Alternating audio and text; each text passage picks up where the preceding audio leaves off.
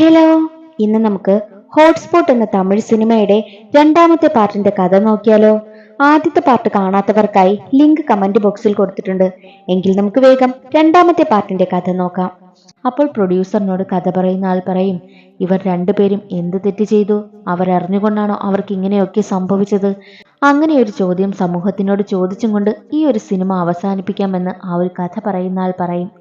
അത് കേൾക്കുന്ന പ്രൊഡ്യൂസർ ആണെങ്കിലോ, ഈ ഒരു കഥ വളരെ വ്യത്യസ്തമായിട്ടുണ്ടല്ലോ, ഞാനൊന്ന് റെസ്റ്റ് റൂം വരെ പോയിട്ട് വരാമെന്ന് പറഞ്ഞ് അവിടെ നിന്നും പോവുകയാണ്. അതേസമയം കഥ പറയുന്ന പയ്യന് ഒരു കോൾ വരും. ആ വിളിക്കുന്നത് പ്രൊഡ്യൂസറിന്റെ മകൾ തന്നെയായിരുന്നു. കഥ ഏതുവരെയായി എന്ന് ചോദിക്കുമ്പോൾ രണ്ടാമത്തെ കഥ പറഞ്ഞു, ഇനി ബാക്കിയുള്ള കഥകൾ കൂടി പറയണമെന്ന് പറയും. കഥ പറയുന്ന പയ്യൻ ഒരു മുസ്ലിമാണ്. എങ്ങനെയും അച്ഛനോട് ഒരു 3-4 കഥ അവനെ കൊണ്ട് പറയിപ്പിച്ച് അവനോടുള്ള ഇഷ്ടം നേടിയെടുക്കണം. അങ്ങനെ അവർക്ക് വിവാഹം കഴിക്കണം എന്നാണ് മകളുടെ പ്ലാൻ. അതിനു വേണ്ടിയിട്ടാണ് അവൻ 4 കഥയുമായി വന്നതും. തിരികെ വന്ന പ്രൊഡ്യൂസർ ആണെങ്കിൽ അവനോട് ബാക്കിയുള്ള കഥകളെ പറ്റി പറയുവാനായും പറയുന്നു. അങ്ങനെ അവൻ അടുത്ത 2 കഥകളിൽ ഒരു കഥയായ തക്കാളി ചട്നിയെ പറ്റി പറയുകയാണ്. അതിനുശേഷം കാണിക്കുന്നത് കഥയിലെ നായികയായ അനിതയാണ്. അനിത ഒരു റിപ്പോർട്ടറാണ്.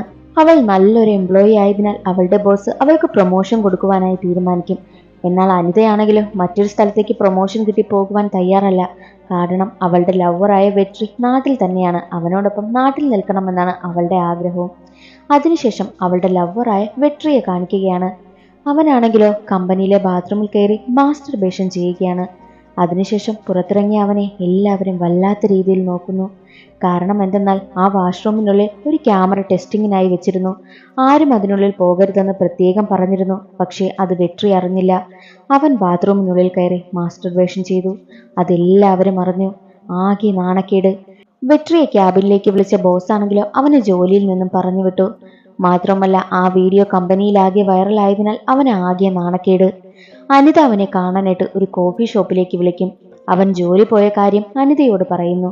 അനിതയാണെങ്കിലോ, നമുക്ക് കല്യാണം കഴിക്കണം, അതിനിടയിൽ ഈ ജോലി പോയാൽ ശരിയാകില്ല, എത്രയും വേഗം അടുത്തൊരു ജോലി കണ്ടുപിടിക്കണം, എന്നിട്ട് വീട്ടിൽ വന്ന് പെണ്ണാലോചിക്കുവാനായും അവൾ പറയുകയാണ്.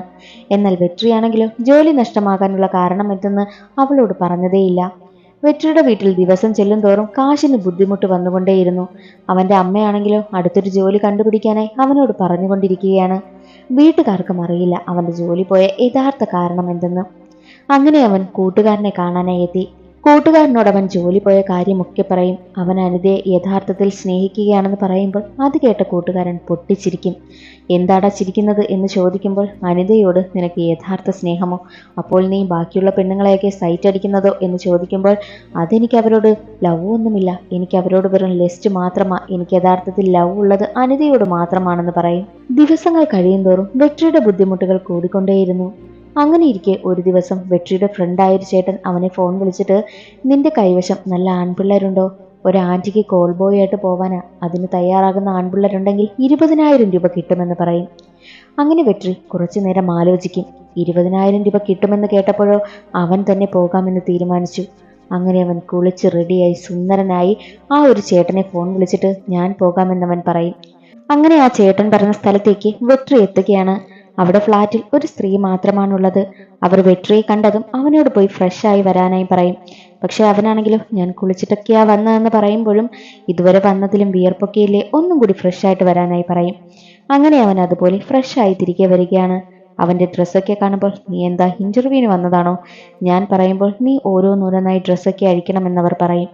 അതുപോലെ തന്നെ അവൻ ചെയ്യുകയാണ്. 20,000 രൂപയ്ക്ക് വേണ്ടിയാണല്ലോ അവൻ ഇതൊക്കെ ചെയ്തത്.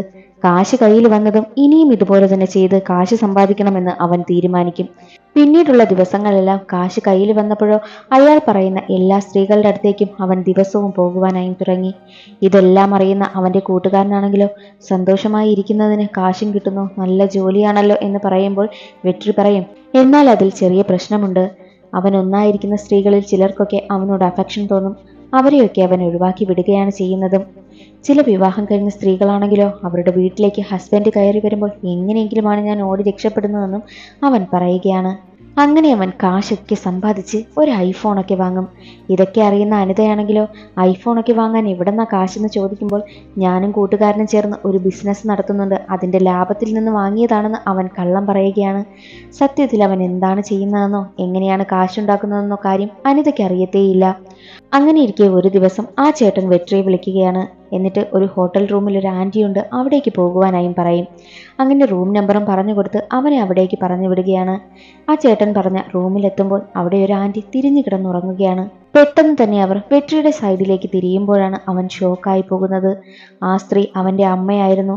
അത് കണ്ടതും അവന് സഹിക്കാൻ പറ്റിയില്ല. അവൻ അവിടെ നിന്നും ഇറങ്ങിപ്പോവുകയാണ്. അപ്പോഴാണ് ഒരു കാര്യം മനസ്സിലാകുന്നത്. സത്യത്തിൽ വെട്രി പോകേണ്ട റൂം നമ്പർ 157 ആയിരുന്നു. പക്ഷെ അവൻ പോയത് 187 വെട്രിയുടെ അമ്മ കൂട്ടുകാരോടൊപ്പം ആഘോഷിക്കാൻ വേണ്ടിയിട്ട്, ഒരു ഗെറ്റ് ടുഗദറിന് വേണ്ടിയിട്ട് ആ ഒരു ഹോട്ടൽ റൂമിൽ വന്നതാണ്. അമ്മയോടൊപ്പം അവരുടെ കൂട്ടുകാരികളും ഒക്കെയുണ്ട്. നിന്റെ ഹസ്ബൻഡ് നിന്നെ എങ്ങും വിടത്തില്ലല്ലോ, പിന്നെ എങ്ങനെ ഇതിനൊക്കെ വന്നു എന്ന് കൂട്ടുകാർ ചോദിക്കുമ്പോൾ, അതോ ഞാൻ പളനിയിൽ പോകുന്നെന്ന് കള്ളം പറഞ്ഞിട്ട് വന്നതാണെന്ന് അവർ കൂട്ടുകാരോട് പറയുകയാണ്. എന്നാൽ മറ്റൊരു വശത്ത് വെട്രി നേരെ ദേഷ്യപ്പെട്ട് വീട്ടിലേക്ക് വരികയാണ്. എന്നിട്ട് അച്ഛനോട് അമ്മ എവിടെ പോയി എന്ന് ചോദിക്കുമ്പോൾ അമ്മ കൂട്ടുകാരോടൊപ്പം പളനിയിൽ പോയെന്ന് പറയും. അതും കേൾക്കുമ്പോൾ വെട്രിക്ക് ദേഷ്യം വരും. കാര്യം അമ്മ കള്ളം പറഞ്ഞതാണെന്ന് വെട്രിക്ക് മനസ്സിലായല്ലോ. അതേസമയം വെട്രി പോകേണ്ട റൂം നമ്പർ 157 സ്ത്രീയാണെങ്കിലും ആ ചേട്ടനെ വിളിച്ചിട്ട് ഒരുപാട് വഴക്ക് പറയും. അയാൾ പറഞ്ഞേൽപ്പിച്ച പയ്യൻ ഇവിടെ വന്നില്ല, അവൻ വന്നോ എന്നറിയത്തില്ല, പക്ഷേ ഇവിടെ ഇരിക്കുന്ന സ്വർണവും പണവും എല്ലാം നഷ്ടമായിരിക്കുന്നു, മിക്കവാറും അവൻ തന്നെയാകുമെന്ന് പറയുമ്പോൾ ആ ചേട്ടൻ നേരെ വെട്രിയെ ഫോൺ വിളിക്കും. പക്ഷെ വെട്രിയാണെങ്കിലോ തൻ്റെ അമ്മയെ കണ്ട ഷോക്കിലാണെങ്കിലോ ചേട്ടൻ വിളിച്ച കോൾ എടുക്കത്തേയില്ല. അതോടുകൂടി ആ ചേട്ടൻ കരുതും കാശും സ്വർണവും ഒക്കെ മോഷ്ടിച്ചത് അവനാണെന്ന്. പിന്നീടുള്ള ദിവസങ്ങളെല്ലാം വെട്രിക്ക് അമ്മയോട് വല്ലാത്ത ദേഷ്യമാണ്. ഒരിക്കൽ അമ്മയെ കൊണ്ട് അവൻ ബൈക്കിൽ പോവുകയായിരുന്നു. വഴിയിൽ നിർത്തിയിട്ട് അവൻ അമ്മയോട് ചോദിക്കും, എന്തിനാ അമ്മ ഇങ്ങനെയൊക്കെ കാണിക്കുന്നത്, എന്തിനാ കള്ളം പറയുന്നത് എന്നൊക്കെ ചോദിക്കുമ്പോൾ അമ്മയ്ക്ക് കാര്യം മനസ്സിലായി. അമ്മ കൂട്ടുകാരോടൊപ്പം ഗെറ്റ് ടുഗദറിന് പോയ കാര്യം മകൻ അറിഞ്ഞു എന്ന് മനസ്സിലാക്കിയ അമ്മയാണെങ്കിലോ, അത് നിന്റെ അച്ഛൻ കാരണമാ ഞാൻ അങ്ങനെയൊക്കെ പോകുന്നത് എന്ന് പറയും. അത് കേൾക്കുന്ന വെട്രിക്കാണെങ്കിലോ ദേഷ്യം വരികയാണ്. അമ്മയാണെങ്കിലോ ഫ്രണ്ട്സിനൊപ്പം ഗെറ്റ് ടുഗദറിന് പോയതാണെന്ന് പറയാൻ വരുന്ന സമയമായിരുന്നു ആ ബ്രോക്കർ അവിടെ എത്തിയത്. ബ്രോക്കർ അവിടെ എത്തി വെട്രിയെ മാറ്റി നിർത്തിയിട്ട്, നീ എന്താ കോൾ എടുക്കാത്തത്, നീ എന്തിനാ ആ സ്ത്രീയുടെ കാശും സ്വർണവും ഒക്കെ മോഷ്ടിച്ചത് എന്ന് ചോദിക്കുമ്പോൾ, ഞാൻ ഒരു കാശും ഒന്നും എടുത്തിട്ടില്ല, ഞാൻ ദേ ഈ സ്ത്രീയെ കണ്ടപ്പോൾ അവിടെ നിന്നും ഇറങ്ങിപ്പോയി എന്നവൻ പറയും. അത് കേൾക്കുന്ന ആ ഒരു ചേട്ടന് അവൻ മോഷ്ടിച്ചിട്ടില്ല, അവന് റൂം മാറിപ്പോയ കാര്യമാണെന്ന് മനസ്സിലായി. അങ്ങനെ അയാൾ എന്താണ് യഥാർത്ഥത്തിൽ സംഭവിച്ചത് എന്നറിയാൻ അയാൾ പറഞ്ഞുവിട്ട ആ റൂമിലെ സ്ത്രീയെ വിളിച്ചിട്ട് അന്ന് എന്താണ് സംഭവിച്ചത് എന്ന് ചോദിക്കുമ്പോൾ, ഞങ്ങൾക്കൊരു തെറ്റ് പറ്റി, യഥാർത്ഥത്തിൽ ആ കാശൊക്കെ മോഷ്ടിച്ചത് നിങ്ങൾ പറഞ്ഞുവിട്ട പയ്യനല്ല, റൂം ബോയ് ആയിരുന്നു എന്നുള്ള കാര്യം അവർ പറയുകയാണ്. അങ്ങനെ ആ ചേട്ടൻ അവനോട് ക്ഷമ ചോദിക്കുകയാണ്. വെട്രിക്കും ചേട്ടന്റെ സംസാരത്തിൽ നിന്നും റൂം മാറിയതാണെന്ന് മനസ്സിലായി. സത്യാവസ്ഥ മനസ്സിലാക്കിയ വെട്രി അമ്മയെ കെട്ടിപ്പിടിച്ച് സോറി പറഞ്ഞ് ഒരുപാട് കരയും. അപ്പോൾ അമ്മ, എന്തിനാ നീ സോറി പറയുന്നത് എന്ന് ചോദിക്കുമ്പോൾ വെട്രി ഒന്നും അമ്മയോട് പറയില്ല. അതേസമയം ആ ചേട്ടൻ വന്നിട്ട്, നിന്നെ ഒരാൾക്ക് കാണണം, ഞാൻ കൂട്ടിക്കൊണ്ട് വന്നിട്ടുണ്ട് എന്ന് പറയും. അപ്പോൾ കാറിൽ നിന്നും ഒരു പെൺകുട്ടി ഇറങ്ങി വരുന്നു. അത് മറ്റാരുമല്ല, അനിതയായിരുന്നു. അനിത വെട്രി എന്ത് ജോലിയാണ് ചെയ്യുന്നതെന്നും അവൻ എങ്ങനെയാണ് കാശ് സമ്പാദിക്കുന്നതെന്നുമെല്ലാം ആ ചേട്ടനിൽ നിന്നും മനസ്സിലാക്കിയിരുന്നു. ട്രാൻസ്ജെൻഡറിനെ കുറിച്ച് ഒരു റിപ്പോർട്ട് തയ്യാറാക്കുകയാണല്ലോ, അതുപോലെ തന്നെ ഈ കോൾ ബോയ്സിനെ പറ്റിയൊക്കെ അവൾ റിപ്പോർട്ട് തയ്യാറാക്കുന്നുണ്ട്. അതിനവൾ ബ്രോക്കറിനെ സമീപിച്ചപ്പോഴാണ് വെട്രിയെ പറ്റിയുള്ള കാര്യം അവളോട് അയാൾ പറഞ്ഞത്. അങ്ങനെ വെട്രി ഒരുവിധം അനിതയെ സമാധാനിപ്പിച്ച് മറ്റൊരു സ്ഥലത്തേക്ക് സംസാരിക്കുവാനായി കൊണ്ടുവന്നു. അനിതയാണെങ്കിലോ, നീ എന്തിനാ ഇങ്ങനെയൊക്കെ എന്നോട് ചെയ്തത്, ഒരുപാട് സ്ത്രീകളോടൊപ്പം കഴിഞ്ഞ നിന്നെ എനിക്കിനി സ്വീകരിക്കാനാകില്ല എന്നൊക്കെ പറയുമ്പോൾ വെട്രി പറയും, എനിക്ക് യഥാർത്ഥത്തിൽ അവരോടൊക്കെ തോന്നിയത് വെറും ലെസ്റ്റ് മാത്രമാ, എനിക്ക് നിന്നോടാണ് യഥാർത്ഥത്തിൽ സ്നേഹം, എനിക്ക് ലവ് നിന്നോട് മാത്രമാണെന്ന് അവൻ പറയും.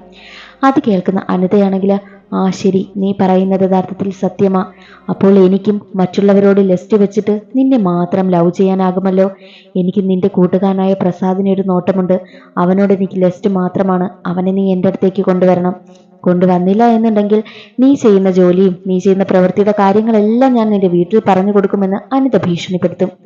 അങ്ങനെ വെട്രി എന്ത് ചെയ്യും, തന്റെ കൂട്ടുകാരനായ പ്രസാദിനെ ഈ കാര്യം പറയാതെ അവനെ അവളുടെ ഫ്ലാറ്റിലേക്ക് കൂട്ടിക്കൊണ്ടുവരികയാണ്.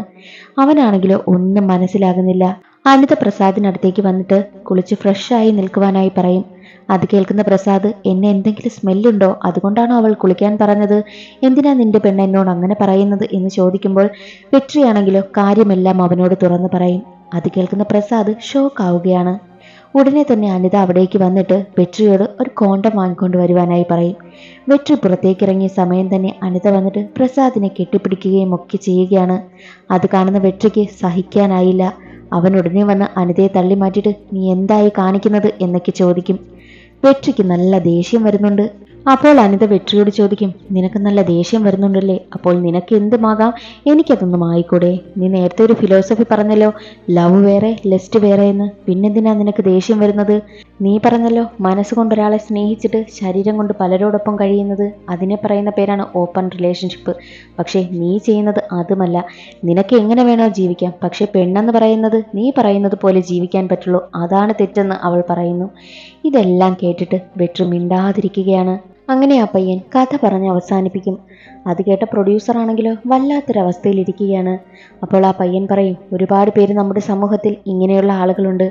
ഈ കഥ ചിലപ്പോൾ കേൾക്കുമ്പോൾ അവർക്കൊക്കെ ചെരുപ്പിന് അടി കിട്ടിയ പോലെ ആകുമെന്ന് പറയുമ്പോൾ ആ ഒരു പ്രൊഡ്യൂസറിനും അത് ഫീൽ ചെയ്യുവാനായി പറ്റുന്നു.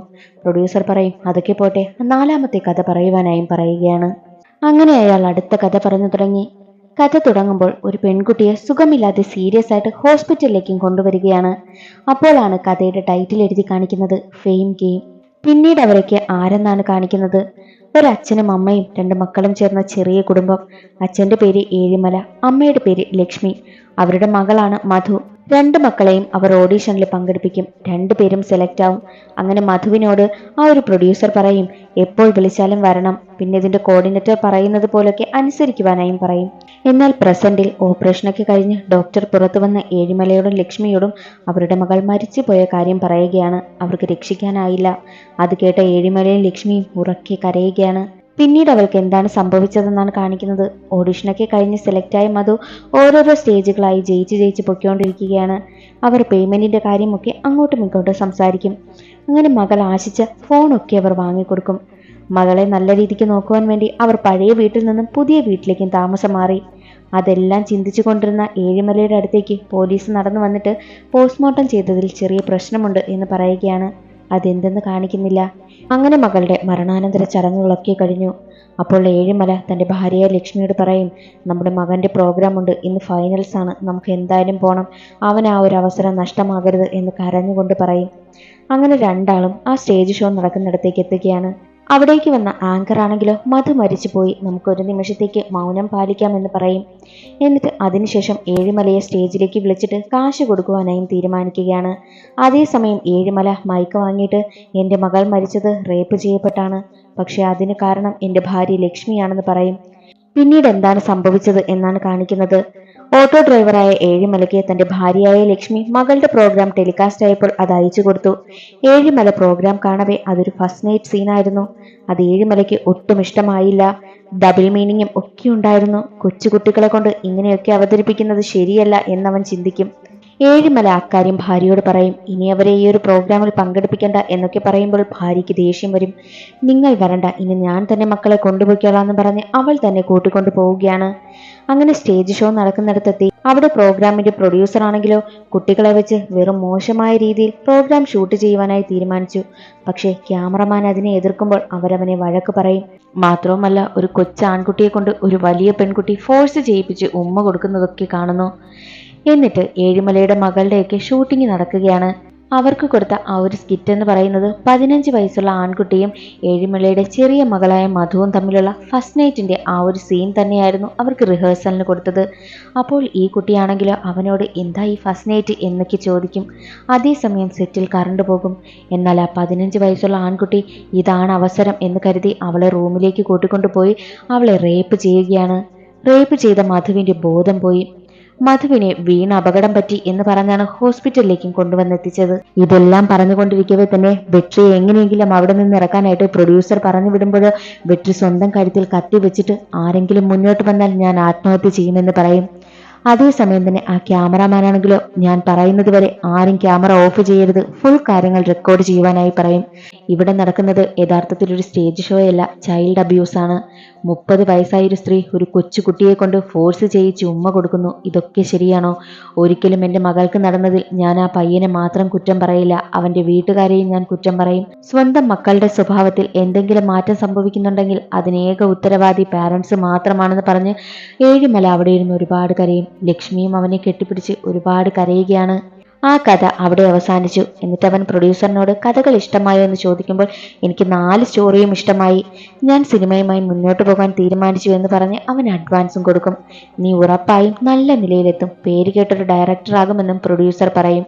അപ്പോൾ അവൻ പറയും, അതെല്ലാം അവിടെ നിൽക്കട്ടെ, ഞാനൊരു മുസ്ലിമാണ്, ഞാൻ നിങ്ങളുടെ മകളുമായി പ്രണയത്തിലാണ്, ഞങ്ങളുടെ വിവാഹത്തിന് നിങ്ങൾ സമ്മതിക്കണം എന്ന് പറയുമ്പോഴോ അത് കേട്ട പ്രൊഡ്യൂസർ ആണെങ്കിൽ ഞെട്ടിപ്പോവുകയാണ്. പ്രൊഡ്യൂസറിന് ദേഷ്യം വരും. എന്നാൽ അതേസമയം ആ ഒരു കഥ പറയാൻ വന്നു നിന്ന പയ്യനാണെങ്കിലോ, നിങ്ങൾ നിങ്ങളുടെ ഫോണിൽ പ്രദീപ് എന്ന് സേവ് ചെയ്തിട്ടിട്ട് വിളിക്കുന്നതെല്ലാം മറ്റൊരു സ്ത്രീയാണെന്ന് എനിക്കറിയാം, കല്യാണത്തിന് സമ്മതിച്ചില്ലെങ്കിൽ ഞാൻ അതെല്ലാം ഫ്ലാഷ് ആക്കുമെന്ന് അവൻ ഭീഷണിപ്പെടുത്തും. അത് കേട്ട് പേടിച്ച പ്രൊഡ്യൂസർ ആണെങ്കിൽ അവരുടെ വിവാഹത്തിന് സമ്മതിക്കുകയാണ്. അതോടെ സിനിമ അവസാനിക്കുന്നു. ഇന്നത്തെ വീഡിയോ എല്ലാവർക്കും ഇഷ്ടമായെന്ന് കരുതുന്നു. ഇഷ്ടമായാൽ ഒന്ന് ലൈക്ക് ചെയ്ത് സപ്പോർട്ട് ചെയ്യാൻ മറക്കരുതേ. ചാനൽ ഇഷ്ടമായാൽ സബ്സ്ക്രൈബ് ചെയ്യാനും മറക്കരുതേ. അടുത്തൊരു സിനിമയുടെ കഥയുമായി കാണാം. അതുവരെ എല്ലാവർക്കും ബൈ.